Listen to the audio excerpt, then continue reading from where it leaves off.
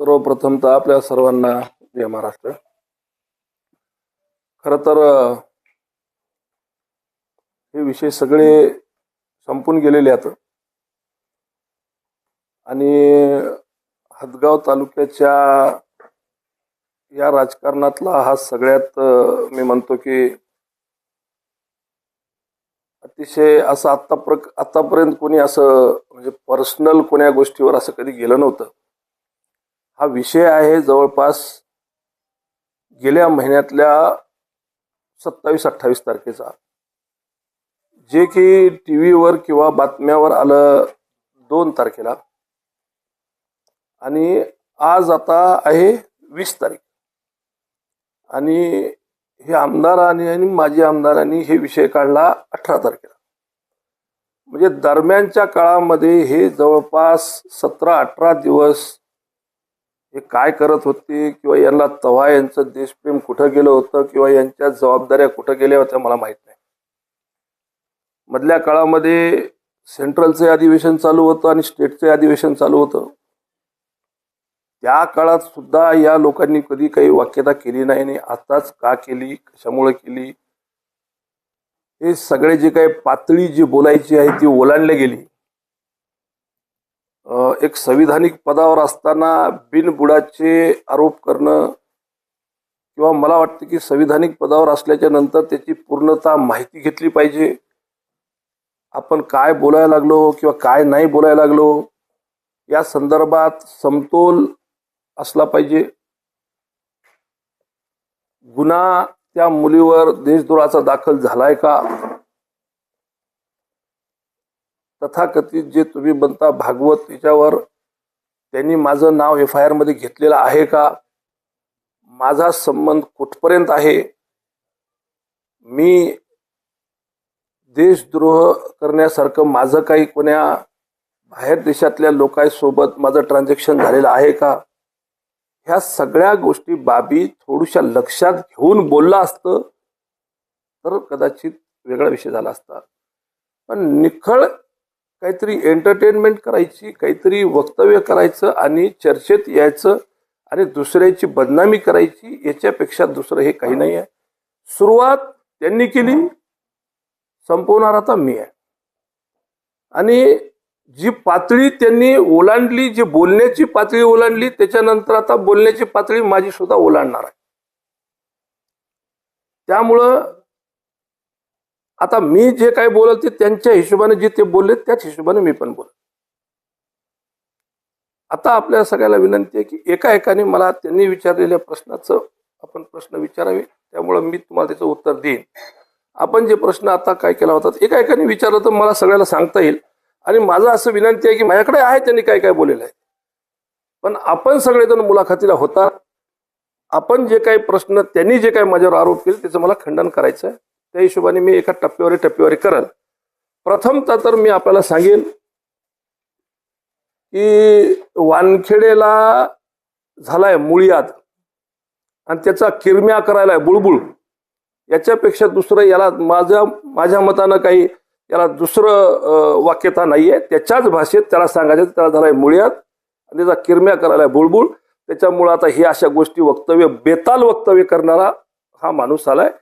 लोकांनी जनतेने मनातून आणि मतातून बाद केलेला माणूस आहे. त्यामुळे याच्यावर काही फार मला त्याच्यापेक्षा जास्त काही बोलायचं नाहीये. त्यांनी जे काय माझ्यावर आरोप केले ते मी नॅशनल न्यूजवर येऊन सांगितले, सगळी माझी मी क्लिअरिफिकेशन दिलेली आहे. त्यामुळे माझी अशी बदनामी करण्यापेक्षा आपण अगोदर त्याची सत्यता परतवा, काय आहे ते परतवा आणि त्याच्यानंतर बोला. मी काही लपून गेलेलो नाही, मी कुठं काही पळून गेलेलो नाही. अधिवेशन चालू होतं, अधिवेशनाला गेलो, तिथं सगळी मी नॅशनल कॉन्फरन्स घेतली, सगळी पूर्ण पत्रकाराशी करून माझे मी क्लिअरिफिकेशन दिली. त्याच्यानंतर एकाही पत्रकाराने मला नंतर पुन्हा अजून त्याच्यावर विश्लेषण कोणी मागितलं नाही. माझ्यावर FIR नाही, माझ्यावर त्याच्यामध्ये जे काही गुन्हा झाला असेल ते जे आंतरराष्ट्रीय जे गुन्हा दाखल होतात ज्याला देशद्रोहाचं म्हणतात त्या हिशोबाचं कोणतंही कृत्य माझ्याकडून झालेलं नाही. आणि माझ्या घरात कसा ते बाई आली हे ते विचारत होते, तर मी तुम्हाला एक क्लिप दाखवतो, एक फोटो दाखवतो म्हणजे आपल्याला कळेल की की माझ्या घरात मी एक पब्लिक फिगर आहे, मी खासदार आहे, माझ्या घरात कोणी येऊ शकतं, कुठूनही येऊ शकतं. कोणाच्या माथ्यावर तर लिहिलेलं नसेल की कोण कसलं कोण कोण आहे कोण कोण आहे.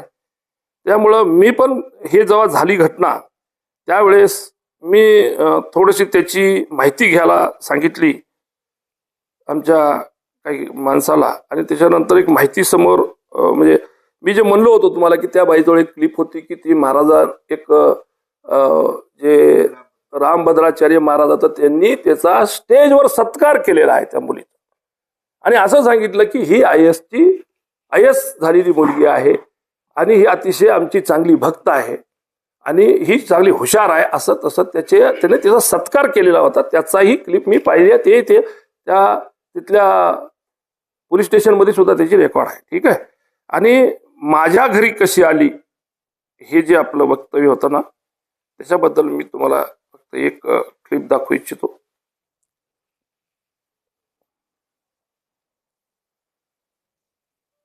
हे दिसते का बघा, जरा जवळून बघा. हे गडकरी साहेबाला ही महिला भेटली काल परवा.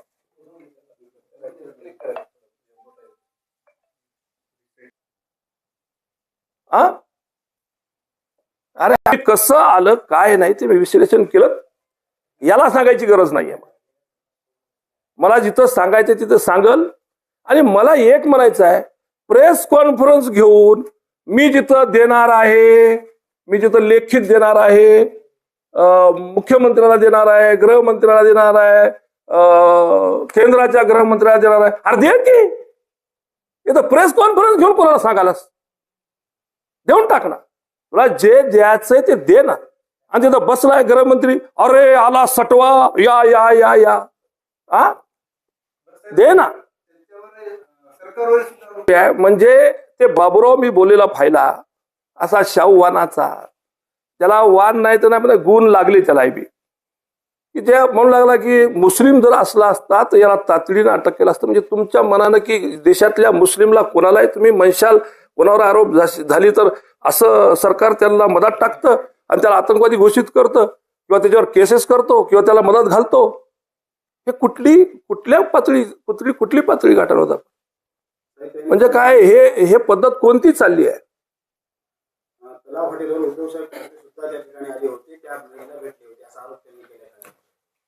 मला काय म्हणायचं आहे की हे जे लोकांची अशी कोणाचीही बदनामी करायले, हे बोलण्याच्या अगोदर कदाचित थोडस तरी त्यांच्याजवळ काही ना काही ते बाबूराव म्हणले की त्यांच्याजवळ अजून आलं नाही किंवा येणार आहे. मी पण आता याच्याबद्दल मी या दोघांवर मी मानहानीचा दावा करणार आहे. आणि तलाव हॉटेलच्या मालकाला सुद्धा मी विनंती केली की तू बी कर, कारण त्या तलाव हॉटेलला मी पूर्ण रजिस्टर शोधायला लावलं. मला कधीतरी भविष्यात आयुष्यात तिथं आले असतील असे नाव आहे का, पण कुठल्याही प्रकारचं तसलं नाव नाही आहे किंवा तिथं ते गेलेले नाही आहेत अशी त्याच्याकडे तरी नोंद नाही आहे. मी आतापर्यंत त्या तलाव हॉटेलला 3 ते 4 वेळा गेलो. 3 ते 4 वेळा कोण्या ना कोणत्यातरी कार्यक्रमासाठी गेलो. उद्धव साहेब आले त्यावेळेस गेलो. त्याच्या व्यतिरिक्त मी कधीही तिथं थांबलेलो नाहीये. कार्यक्रमाच्या व्यतिरिक्त मी अर्धा तास सुद्धा तिथं बसलेलो नाहीये. आणि हे त्यांनी सिद्ध करावं, नाहीतर मीडियापाशी येऊन माफी मागावी. नाहीतर मी त्यांना असं सोडणार नाहीये. कुणाची फुकट बदनामी करायची गरज नाहीये. आणि हे जे सांगतायत ना की नागेश पाटील कोणालाही काही देत नाही, आपल्या सगळ्याला माहिती आहे. मी जे काही करत असेल ते सगळं उघड सुरत आहे. मी काय हरिश्चंद्र नाहीये. मी कधी म्हणलो नाही मी हरिश्चंद्र आहे म्हणून. मला हरिश्चंद्र बनायचा शौक सुद्धा नाहीये. मायबापाच्या पुण्याने मी सगळं व्यवस्थित आहे. मला जे काही बरं वाटते, त्याची मदत करावी वाटते, त्याची नक्की करतो, पुढेही करत राहील. ही घटना घडली म्हणून मी काही थांबणारा नाहीये. आणि हे जे सांगायला लागलेत की म्हणजे हसू आपण स्वतः दात काढायची करायचं नाही. एक कॉमेडी शो बस झाला, दुनियाला सगळ्यालाच माहीत झालं. आणि बाकीचं लोकांचं तर सोडा, पण बाबूराव जेव्हा पहिला उभा टाकला तेव्हा सुद्धा मी त्याच्यासाठी सुद्धा 50 लाख रुपये खर्च केलाय, 10 सांगितलंय. आणि आजही सांगतो, त्याच्या जवळच्या कार्यकर्त्याला माहित आहे, माझ्या कार्यकर्त्याला माहित आहे, सगळ्या तालुक्याला माहित आहे की तुझ्यावरही सुद्धा उपकार आहेत माझे. तुझ्यावर सुद्धा मी खर्च केलाय आणि या वानखेडेवर सुद्धा मी केलाय. या वानखेडेच्या इलेक्शन मध्ये सुद्धा मी लाखो रुपये घातलेत. पण यांनी कोणाच्या कणगळीवर मुतून सुद्धा बाटले नाही.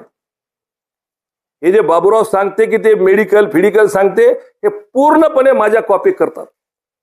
या तालुक्यामध्ये सगळ्यात अगोदर जर कोणती गोष्ट जर आरोग्य शिबिर घेतलं असेल तर नागेश पटाने घेतलं. 11 दिवसाचं घेतलं तब्बल, आणि जवळपास 700-800 ऑपरेशन केले. नुसत्या डोळ्याचे ऑपरेशन नव्हते. हे बाबूराव जे करायला ना, ते प्रत्येक वेळेस दरवर्षी पक्ष हे वरचे लोक आरोग्याची शिबिर पाठवत असतात आणि ते फक्त हे घेत असतो. स्वतःच त्याच्यासोबतचं काही नाहीये. हे पक्षाला दिलेले लोक आहात आणि त्या लोकांना घेऊन हे आपल्या तालुक्यावर हिंडत असतो. याच्यापेक्षा जास्त पेशंट तर त्या कोळीच्या त्या कदम, काय नाव कदम त्याचे आपले, कोळीचे कदम, ते आपल्या जे देशी कदमने यांच्यापेक्षा जास्त लोकांना हॉस्पिटलला नेलेलं आहे. हे काही उगा आपलं उठलं बरा आहे, आम्ही काही बोलणार झालो ठीक आहे.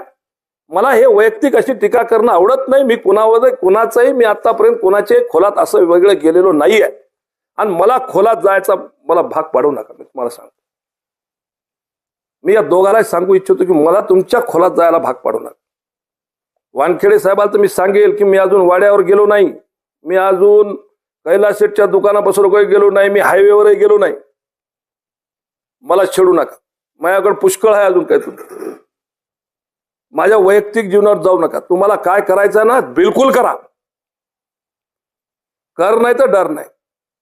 मी कोणत्याही अशी देशाला किंवा समाजाला माझ्याकडून अपेक्षित नसलेली गोष्ट कधीही केली नाही, भविष्यातही करणार. पण जर कोणाची मदत करणं याला जर तुम्ही क्राईम म्हणत असाल तर मी हे क्राईम करत राहील, माझ्या हिशोबाने करत. मला जेव्हा वाटते मला देवानं जर या पदावर बसवलं असेल, मला जर समाजानं या पदावर बसवलं असेल तर मी काहीतरी चांगले कृत्य केले असतील म्हणून बसवलं असेल. आणि तुम्हाला जर वानखेडे हे जर पाळी आली असेल ना तर हे तुमच्या तोंडानं आणि तुमच्या कर्मानं पाळी आलेली आहे. अरे कोणाची रुपयाची पट्टी तुम्ही कधी फाडली नाही. लोक तुमच्याकडे पट्टी मागायला आता येणं बंद केलं. जेव्हा तुमच्याकडे पट्टी मागायला आले तेव्हा तुम्ही त्याला बसून इतकं बोलून गाबन केलं, त्याच्या कानातून रक्त निघायला लागलं. ते मला बापू पट्टी देऊ नको, मला सोड, येथून जाऊ दे. कोणालाच पट्टी कधी तुम्ही दिली नाही. काय गोष्टी करता तुम्ही, दुसऱ्याला सांगताय. दुनिया सगळ्याला माहित आहे की तुझ्यापाशी कणगळीवर मुतत नाहीस, तू पट्टी कोणाला देणार. आणि तुम्ही आम्हाला सांगायला लागले कोणाला दिली काय नाही ते. अरे माझं तर माझ्या वाईवडिलाच्या पुण्याने मी तर पहिले सोन्याचा चमचा घेऊन जन्मलो, मी तर घेईल. अरे तू रोड कारकून होता, विसरू नको. रोड कारकून होता, मला बोलायला लावू नका. विनंती आहे, हे बोलायची मला सवय नाही, माझ्या संस्कार नाही. पण हे पहेल केली तर मला बोलावं लागेल. दत्तपट्टी जमीन तुम्ही घशात घातली असं सुद्धा आरोप त्यांनी केलाय. हे आज जे दत्तभक्त बनायलेत ना, आता हे दत्तभक्त बनायलेत की नाही, एका काळामध्ये याच मंत महाराजाला सळो की पळो करून सोडलेला हेच माणूस वानखेडे. जबरदस्तीने येतली जमीन त्याला द्यायला लावली, पंडितरावच्या अंगावर मारायला गेला. त्या पारवाडीच्या जमिनीमध्ये लाख अडचणी आणल्या, लाख अडचणी आल्या. आज यांचे ते मशिहा बनलेले आहेत. का तर या हदगाव शहरामध्ये बरेचसे दत्तभक्त आहेत, आणि आज त्याला ते बापू आठवायला लागला. आज त्याला ते दत्त मंदिरातली मूर्ती आठवायला लागली, अभिषेक करायला चालले. अरे जेव्हा आम्ही येतं दत्त याग केला तेव्हा याच जनतेला हे म्हणले आले गाड म्हणजे दस्ती घ्यायला, पिस घ्यायला, अरे कुठचे म्हणले गारत्यान फिरत्यान घेऊन. हेच होतं म्हणणारे, लोकांच्या टिंगल्या करायला हेच होते. आता हेच आले त्याचा अभिषेक करायला. अरे तुम्ही दत्तात्रयाची पायरी चढली नाही कधी, आज या मतदानामुळे तुम्ही चढले, आज त्याचा मशिहा बनायला लागले. अरे आम्ही तर पहिल्यापासूनच आहोत दत्त मंदिराच्या, काय आजपासून आहे, आम्ही दत्तपंथीच माणसं आहोत, आम्ही तर गेलेले आहोत. आणि तुम्ही जे म्हणता आरोप केलाय, सगळे आरोप बिनबुडाचे. आता मी कोणतीही देवाची जमीन बळकवलेली किंवा हडपलेली नाहीये. जशी आज इथं आपल्या समाज कल्याणला जमीन दिलेली आहे, दत्तात्रयाची इथं दत्तात्रयाची बर्डीची जमीन मोठ्या प्रमाणावर आहे, आजूबाजूला आहे. त्यामुळे सरकारी कामकाजाला, शासकीय कामकाजाला कुठं दिली असेल, कोण्या संस्थेला दिली असेल, मला वैयक्तिक माझं काही दिलेलं नाहीये. इथं जी जमीन शाळेला दिलेली आहे ती 1990च्या दशकामध्ये 85 ते 90च्या दशकामध्ये रितसर कॉलेजच्या फंडातून त्यांच्या अकाउंटवर 1 लाख रुपये देऊन दान जमीन ती संस्थेला दिलेली जमीन आहे. काय मला वैयक्तिक दिलेली नाहीये, ते काय मला काही अधिकार त्याचा काय नाही. ती संस्थेला दिलेली जमीन आहे. आष्टीची जी जमीन मला दिलेली आहे ते मी बाजप्ता कॅश माझ्या ऊसाच्या पैशातून 17 लाख रुपये देऊन एक मुस्त 10 वर्षासाठी ती जमीन मी केलेली आहे. ते दत्तबर्डीची जमीन अशी या हदगाव तालुक्यामध्ये 10 ठिकाणी असेल, ते 10 ठिकाणी स्वतः करत नाहीत, कोणाला तरी लावतात. माझ्या शेजारी जमीन आहे आणि त्यामुळं मला बापून स्वतः बोलून घेऊन सांगलं होतं. त्यांना पैशाची नड होती, अडचण होती आणि त्यांनी सांगितलं की बाबा मला एकमुस्त पैसे पाहिजेत साहेब, आणि लोक वर्षाच्या वर्षाला पैसे देतात आणि मला काम आहे. मी तरी नको म्हणलं तरी महाराजांनी मला म्हणले बाबा तुम्हाला नाही तरी मला पैसे द्यावे लागतील, कारण मला काम आहे. मी तिथं ते मंदिराचं बांधकाम काढलेलं आहे. त्यामुळं मी जमीन ते घेतलेली आहे. मला काही ते काही ठेवून घ्यायची नाही आहे, मला ती काही करून घ्यायची नाही आहे, मला ती परवडणं सुद्धा झाली. पण तरीही त्यांच्या आग्रहापोटी मी ती जमीन तिथे घेतली आहे. 17 लाख रुपये कॅश दिलेली आहे मी, आणि त्याची माझ्याकडे पावती सुद्धा आहे. तिथं त्याची रजिस्टरला नोंद सुद्धा आहे. त्यामुळे हडपायची फिडपायची भाषा यायनं करायची गरज नाही. आणि बाबुरावनं तर बिलकुलच करू नये. बाबुरावला बोलायचं कामच नाही आहे. मला तुम्हाला सांगतो, मला नाव माहित नव्हतं म्हणून मी लिहून घेतलं. कोळी येथील मनोज जोशी या व्यक्ती व्यसनाधीन होता. त्याच्याकडून जबरदस्तीनं त्यांनी ती जमीन घेतली. ते काल मेला, आत्महत्या केली त्यांनी. ते मेला, मात्र यानं त्याची जमीन हडपली. मी तुम्हाला सांगतो, यांनी माझ्या सगळ्या गोष्टी करावा. आणि हे उदाहरण द्यायला एक ते कुठलं बॉयलर फाटलं, मी त्याला जाऊन तिथं जाऊन पैसे देऊन आलो. मी माझ्या परीनं मी काय द्यायचं ते आलो. ते का दिली? मी इथं नव्हतो, मी या परिसरात नव्हतो. तो आष्टीचा माणूस होता, आणि आष्टीचा माणूस होता म्हणून बाबुराव तिथं गेला. हे न्यूज करायसाठी कार्यक्रम केलेला होय. नाही तर एरी तूही कोणाच्या कणगळीवर मुतत नाहीस बापू. लई काही लोकांना ज्ञान सांगू नको. हे हदगाव तालुका होय, लई लोकांना मोठ्या भरोशानं लई तू शाहू चांगला माणूस म्हणून निवडून दिलाय, चांगला राय भर राहील. हदगाव तालुका आहे तर बरेच दिग्गजानं काम केलंय, आणि बऱ्याच दिग्गजाला घराकडे बसवले. इथले लोक इतके चुतिया नाही तर तितका चुतिया बनवायचा प्रयत्न करू नको.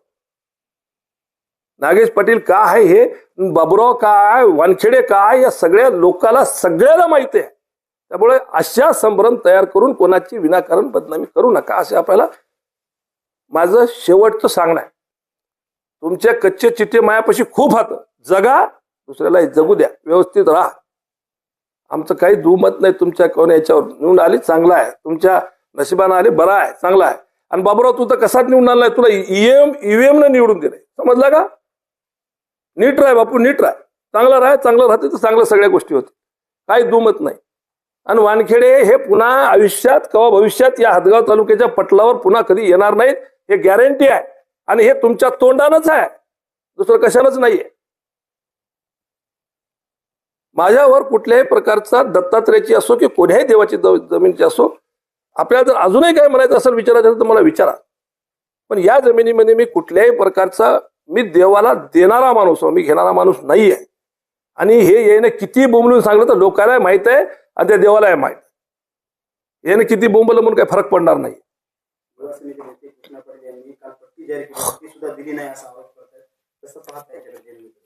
मला वाटतं कृष्णा पाटील काल बोलले, त्यांना म्हणलो होतो मी थांबा नका बोलू, पण त्यांच्यावर स्वतःवर आरोप झाल्यामुळे ते मला सगळ्याला बोलवून घेऊन सांगितलं. आणि माझ्या मनात आता हे जे आणून दिले आपण पाहू शकता, हे माझ्या आईने घेऊन ठेवलेली चांदी आहे. त्या सुद्धा दत्तभक्तच होत्या आणि डायरेक्ट पैसे स्वरूपामध्ये आम्ही कधी डिक्लेअर केलेच नव्हते. ती चांदी घेतली होती आणि हीच चांदी आम्ही त्यांना सुपूर्द करणार होतो. आणि ही अक्षय तृतीयाच्या दुसऱ्या दिवशी मी स्वतः जाऊन बर्डीला सहपरिवार सहकुटुंब नेऊन सुपूर्द करणार आहे. तोपर्यंत काही जमणार नाही, काही रीती आहेत, काही आमच्या पाटील घराण्याच्या पद्धती आहेत, त्या पद्धतीप्रमाणे आम्हाला चालायला लागतं. तोपर्यंत ही चांदी अनामत आहे, आमच्याकडे सुखरूप आहे. त्यामुळे खासदार साहेबांनी चिंता करायचं कारण नाही. ही 1.25 किलो चांदी आहे, प्लस त्यावर एक सिक्का आहे. हे सुद्धा वेलविश म्हणून ठेवलं जातं, म्हणजे त्याच्यासोबत ते ठेवलेलं आहे त्याच्यावर. अशाला अशीच चांदी आमच्या आईने घेऊन ठेवलेली आणि ही अक्षय तृतीयेच्या दुसऱ्या दिवशी आम्ही सहकुटुंब सहपरिवार जाऊन त्या ठिकाणी सुपूर्द करतो. अजून एक आरोप केला साहेब, माजी खासदार की मी ठरवेल, तुम्ही ठरवायची गरज नाही आहे. मी काय करायचं आणि काय नाही करायचं. अमित शहाचे संबंध माझ्यासोबत आता नाही तर तुमच्या सगळ्या पत्रकार मंडळीला सुद्धा माहीत आहे. मी त्या सभागृहामध्ये आहोत, त्या सभागृहाचे आमचे माननीय मंत्री महोदय आहेत, राज्याचे देशाचे गृहमंत्री आहेत आणि मी जर त्या सभागृहात असेल तर माझे संबंध असतीलच. त्यात काय वेगळं सांगायची गरज आहे. आणि मला कशाला वाट लावायले बीजेपीत अजून तुमचा बाप होऊन मी तर वापस येईल ना. काहाला वाट लावायले, राहू द्या की गुन्हानं. हा ते तर बरं सुखी राहा की गुन्हानं, आम्हाला काहाला राहू दे की जिथं आहो तिथंच बरं व्हा. बा काय झालं माहिती आहे का, मागं एक त्यांनी माझ्यावर वक्तव्य केलं होतं जे ते काय आजकाल बेताल वक्तव्य करायला लागलेत. म्हणून मी सांगायला लागलो की मी कधी पहल केली नाही. त्यांनी मागच्या वेळेस सुद्धा मला एक आरोप केला. आता हे तुमचा आरोप केला की मी मागं म्हणजे असं ब्लॅक मनी मी किती त्याला असेल किंवा नाही असेल ते तिथं चौकशीमध्ये त्या महिलेची आता तुम्हाला एक गोष्ट सांगतो. त्या महिलेवर आता हे नंतर मी एका मिनिटात बोलतो, कारण यांनी काही चौकशीच केली नाही. हां, ते चौकशीच केलेली नाही आहे त्याची. त्या जे म्हणालेत ना हे माझा म्हणजे कोणता ब्लॅक मनी आणि व्हाईट मनी मी दिलेली, ते त्या महिलेवर आता ती स्थिती काय आहे, तिची FIR मध्ये काय आहे, तिला देशद्रोहाचा गुन्हा दाखल झालाय का नाही झालाय का काय झालंय याची चौकशी त्यांनी नाही केली आहे. तर आजच्या घडीला तिची चार्जशीट फेम झालेली आहे. ती आत्ता MCR मध्ये आहे. तिच्यावर कुठल्याही देशद्रोहाचा कुठला दाखल झालेला नाही आहे.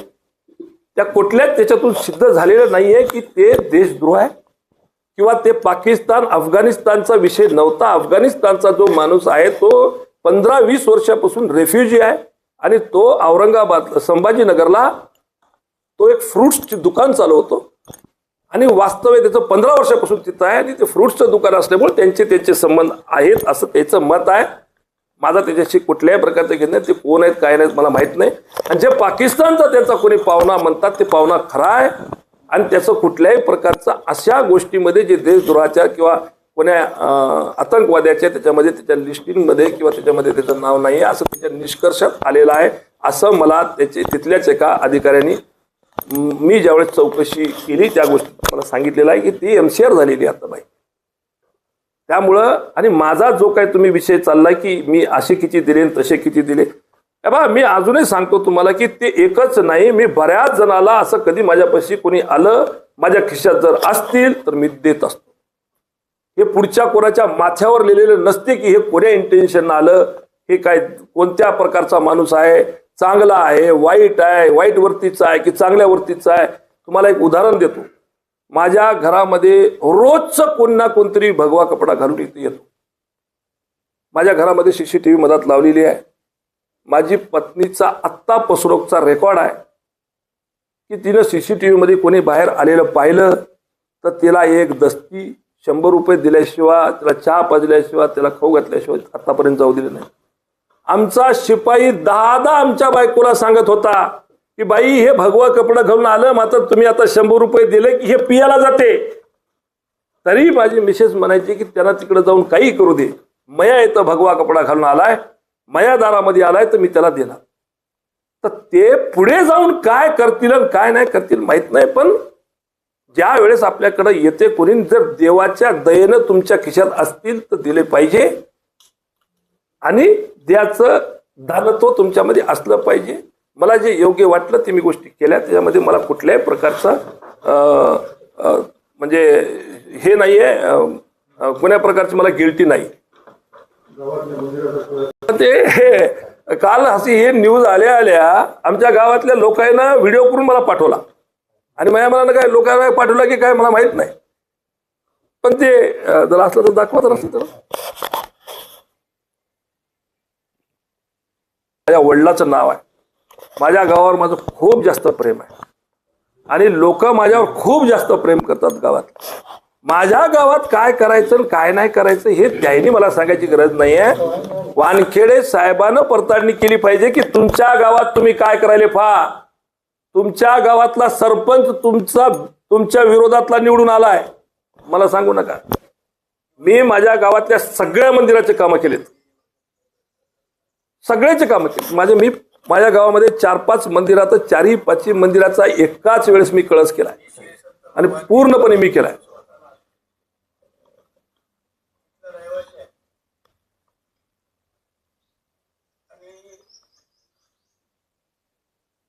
त्या दत्त मंदिरामध्ये 83 ला माझं आगमन झालं. 83 पासून ते एकमेव अशा प्रकारचा 36 वर्षे चातुर्मास झाला. आणि चतुर्वेश चातुर्मास म्हणजे त्याच्यामध्ये 36 वर्षाच्या चातुर्मासामध्ये महाराज 4 महिने प्रत्येक वर्षी 4 महिने प्रत्येक वर्षी अन्नदान व दत्तनाम स्मरण चालू असेल. आणि यातलं जे अन्नदान आहे जे खर्च लागलं ते आमच्या नागेश पाटलांना बऱ्याच याच्यामध्ये आमच्या पुण्याचा वाटा घेतलेला आहे. आणि बरेच त्यांनी अशा प्रकारची आम्हाला या ठिकाणी मदत केलेली आहे. आणि चातुर्मास समाप्तीला पण त्यांच्या वडिलापासून आमची चातुर्मास समाप्ती त्यांच्याच मार्फत होत होती. आणि खूप अशा प्रकारचे त्या समाप्तीला अन्नदान करायचे. जवळजवळ केव्हा 4-5 हजार माणूस 4-5 हजार माणूसही जेवायला राहायचं किंवा कोण्या समाप्तीला 2000 राहायचं. म्हणजे असे बरेच त्यांना अशा प्रकारचं आम्हाला त्या ठिकाणी आम्हाला मदतीचा वाटा केलेला आहे. आणि त्या ठिकाणी जे बांधकाम झाले ते बी त्याच्याच आधिपत्याखाली झालेलं बांधकाम अशा प्रकारचं आमच्या कार्यक्रम केला. कारण भयान अशा प्रकारचा मोठा सप्ताह केला. आणि सप्त्यामध्ये 4-5 मंदिरावर त्यांनी कळसाची उभारणी केली. त्या कळसाला, त्या कार्यक्रमाला किंवा त्या कार्यक्रमाला येणाऱ्या काही अशा प्रकारच्या लेखीबाळी सर्व खर्च त्याच्याच पाठीमागे होता आणि त्यानेच केला. अलग लक्षात असं त्याचा खूप पुण्याचा वाटा अशा प्रकारचा आहे. माय बाबू अलग लक्षात नाही. आता आमचं 2-3 ठिकाणी मठ आहे. आता तिथून काही आमचा बरेच वेळा मठ आहे अशा प्रकार. तिथं पुण्याचा किंवा अन्नदानाचा वाटा सुरुवात आहे. ते आतापर्यंत चालू आहे. आतापर्यंत आष्टीच्या मठामध्ये त्याच्याच मार्फत काम चालू आहे. आणि आता तुम्ही जाऊन पाहू शकता काम. आणि अतिशय उच्च दर्जाचा कार्यक्रम केला. आम्ही 4-5 आमच्या देवळाचे एकाच वेळेस कळस केले. आणि महाराष्ट्रातले ख्यातनाम कीर्तनकार आमच्या आष्टी गावामध्ये आणले. मोठा कार्यक्रम केला. सगळ्या मायातल्या लेकीबाळी सगळ्याला बोलवलं, सगळ्याचा मान सन्मान केला. आणि अशा प्रकारचा मोठा कार्यक्रम आम्ही त्या गावामध्ये केला. पण मला म्हणायचं की जसं मला म्हणाले की नाही तसं त्याला जाऊन विचारा की वानखेडे साहेब तुमच्या लहरीमध्ये एखाद्या मंदिराला केव्हा 500 रुपये देऊन बाटले का तुम्ही? केदारनाथ मंदिराला रोज जय केदारनाथ म्हणून 3दा-4दा इथं निवडून आले. त्या महादेवाला केव्हा रुपया दिला का? मंदिर बांधतो काही करतो म्हणून चिवत्या बलिवलं. त्या महाराजाला विचार त्याच्याकडून त्या महाराजाकडून घेतले असतील मी तुम्हाला येणं 2 रुपये, पण आतापासून त्याला दिले नाही केव्हा रुपया का वाढून. आणि मला काय सांगायला लागले तुम्ही? यार मग तर सगळं जे आहे ते समोर आहे, उघड आहे. आणि मी कधीच जतिवलं नाही. अरे मी तर आमदारकीच्या काळात सुद्धा नारळ फोडलं, या बाबुरावला फोडा लावले. मी तर कवाच फोडले नाही. कोरे लेटर पॅड मध्ये या बाबुराव बशी राहत होते. मग काय उदारतात गोष्टी करायला तुम्ही? आणि तू सांगायला लागला रे मला, लोकांना सांगायला, सगळ्या जनतेला माहित आहे तुम्ही मी कोण्या पद्धतीनं तुमच्या संघ वागून तुम्ही मला कोणत्या पद्धतीनं वागायला लागले.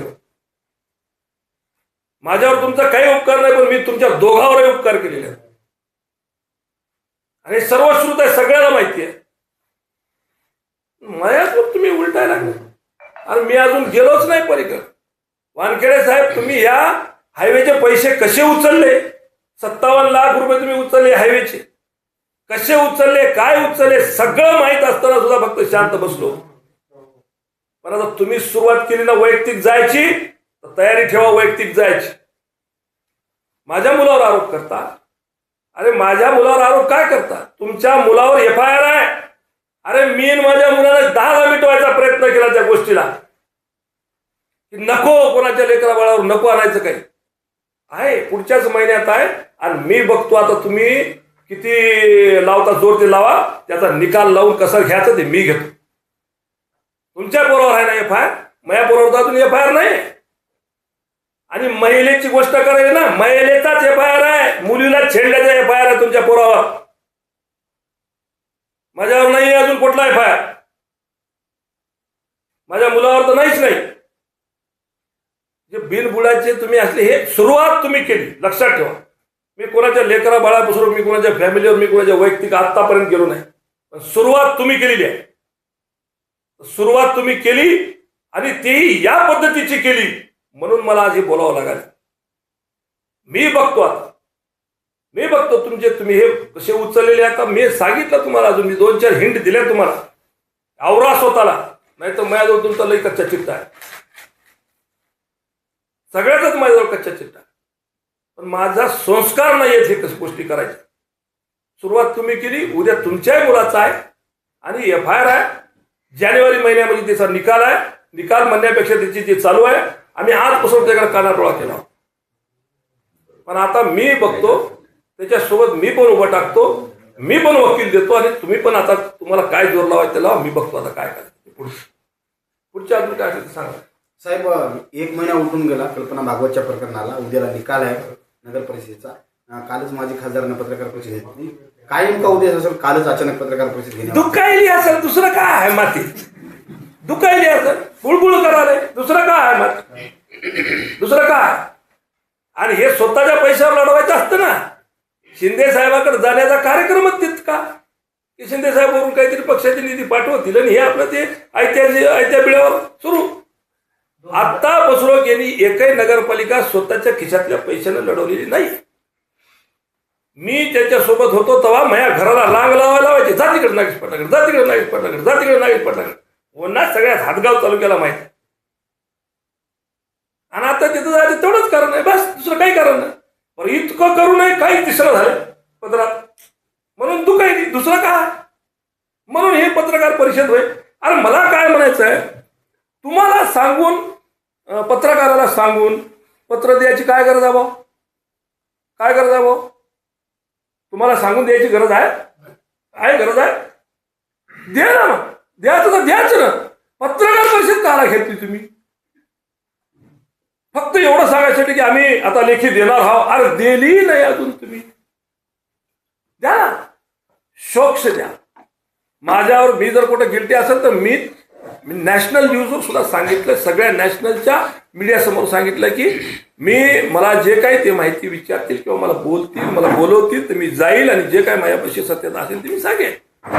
मी त्याच्यापासून पलीकडे जाण्याचा प्रश्नच येत नाही, काही प्रश्नच येत नाही. काय कशासाठी, काय गरज पडली? जा ना, तुम्हाला जायचं तर जा, नको कोण म्हणायला लागलं, जा, बिलकुल द्या जाऊ. आणि बाबुरावला तुम्ही कोणीतरी प्रश्न विचारला तर बघ तुम्ही तारांकित प्रश्न केला नाही म्हणून, बरोबर. ही घटना तर पूर्णपणे यांच्या अधिवेशनाच्या अगोदर झाली, जवळपास 10 दिवसाचा फरक होता. ही 28-29 तारखेला काहीतरी घटना ही ती भागवत पकडल्या गेली आणि 8 तारखेला मॅमनानं हे सुरू झालं ना सेशन, अधिवेशन, म्हणजे 8-10 दिवस अगोदर होता.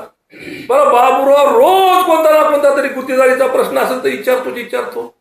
कोणत्या तरी कोणातरी ब्लॅकमेल करायचं असेल तर कोणातरी अधिकाऱ्यावर विचारतो. रोज आपण फायदे त्याला कुठं ना कुठं तरी काही ना काहीतरी त्याच्या जे फायद्याची गोष्ट असेल ती विचारली त्यानं. मग तुम्हाला साधारण प्रश्न उत्तर तासामध्ये विचारता आला असता. औचित्याचा विषय होता, औचित्याचा मुद्दा तुम्ही उपस्थित करू शकले असते. तुम्हाला कोणताही ग्राउंड होतं तिथं तुम्हाला प्रश्न उपस्थित करायचा, का केलं नाही बाबा? 45 दिवस अगोदर द्यावं लागते. 10 ते 12 दिवसाच्या अगोदर, 15 दिवसाच्या अगोदर बऱ्याच जागी व्हेरिएशन होतं की ते प्रश्न तारांकित प्रश्न सोडा ना, पण औचित्य होतं ना, औचित्य होतं की नाही? आज ते घटना झाली तर औचित्याचा मुद्दा घ्यायचा ना. बरोबर, रोज प्रश्न उत्तर राहतं ना, प्रश्न तासामध्ये तुम्ही टाकायचं असतं ना, पण तिथं नाही तोंड उघडलं तुम्ही ते. आणि हीच घटना देशविरोधी आहे, देश विघातक असल्यामुळे हिला प्राधान्य मिळालं असतं. मिळालं असतं ना, 100% मिळालं असतं. पण ते त्याच्यामध्ये कसं होतं, यांना फक्त ते हे माणूस आहे गुत्तेदार, याला फक्त तेवढ्याच गोष्टीमध्ये इंटरेस्ट आहे की कुठून पैसा काढायचा. अरे नको करू पैसा पैसा. हा, ते मी तुम्हाला सांगायचं राहिलं. माझ्यावर यानं दुसरा एक आरोप केला होता की माझी पत्नी आजारी असताना मी त्या उपराष्ट्रपतीच्या मतदानाला गेलो आणि काही पैसे खाल्ले आणि माझी पत्नी मेली होती तरी हे पैसे खाल्ले. अरे काय, कुठल्या पातळी गाठायले रे बाबराव? माझी पत्नी तिथं असताना या देशाचा विषय आहे म्हणून मला ते जरी सिरियस असले तरी मला तिथं जावं लागलं. मी सकाळी गेलो, संध्याकाळचं परत आलो. अरे श्रीकांत शिंदे तिथं आले होते. श्रीकांत शिंदेनं मधामध्ये पाय टाकल्या डॉक्टरनं डिक्लेअर केलं की शी इज नो मोर. आणि तुम्ही माझ्या म्हणजे मेलेल्या पत्नीच्या संदर्भात तुम्ही असली फालतू अफवा करता रे. अरे पैसे पैसे बाबराव, तू जितका आयुष्यात पैसा फायला नसशील किंवा कमीला नसशील तितके मी गमवून बसलो रे माझ्या बापाच्या पुण्याईनं. तू मला पैशाचं साठाला आणि म्हणजे गेलेल्या लोकांवर तुम्ही टीका केली. अरे एवढी पातळी गाठली का रे तुम्ही? एवढं तुम्हाला हवं आहे का रे राजकारणात? एवढं तुम्ही एवढी खालची पातळी जाऊ शकता का रे? अरे कुठं चालले रे तुम्ही? काय विषय करून ठेवायला लागले? अरे कमीत कमी एखादी जागा सोडा. अरे माझ्यावर दुसरे खूप आरोप करता येतील, पण नेमका त्या दिवशीचा तुम्ही आरोप करता. किती शोकांते काय, कुठं कुठं चाललाय तुम्ही? अरे एवढे पडू नका, एवढे खाली नीचतेला जाऊ नका, एवढी नीच पातळी गाठू नका. आणि खरं तू एका बापाचं जर असेल ना तर कुठून माझ्या पैसा आला त्याचा आणि मी कुठं पैसा त्या उपराष्ट्रपतीचा घेतला तुला तुझ्या मायबापाची शपथ दाखव, सिद्ध कर. मी राजीनामा देऊन टाकून देतो. मी पुन्हा कधीच मी संन्यास घेतो राजकारणात. आणि मग तिच्या जिथं मोठा भाषण करताना सांगू लागला. आणि राजकारणासाठी तुम्ही आता असे बोलता, एवढी घाण टीका करता.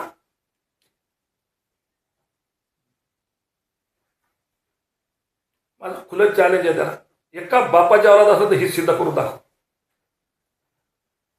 नाही तर माघार घे बोलण्यातून. हे ठीक नाही आहे. मी त्यावेळेस शांत बसलो कारण निवडणूक होती. यापुढे जर असं बेताल वक्तव्य केलं तर माझ्यावर वाईट माणूस नाहीत, मी सांगून ठेवा. राजकारण घरच्या कुडात गेलं. नीट वागायचं, नीट राहायचं, बोलताना ताल तमे ठेवून बोलायचं. मी तुम्हाला सांगतो असलं काही बी सहन करणार नाही. आता तुमच्यावर हे जे आरोप केले आरोपाच्या संदर्भात काय करणार आम्ही? आपली वरिष्ठ कोण काय तक्रार करणार काय संदर्भात? वरिष्ठ कोण काय तक्रार करणार? अरे वरिष्ठ कशाला लागतात त्याला? वरिष्ठ कशाला लागतात त्याला?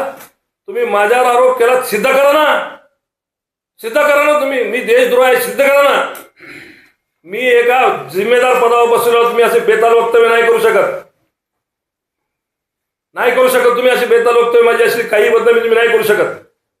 मी पाहून घेईन, मी कोर्टात जाईल, मी त्याच्यावर कंडोळत दाखल करेन, 100% करेन.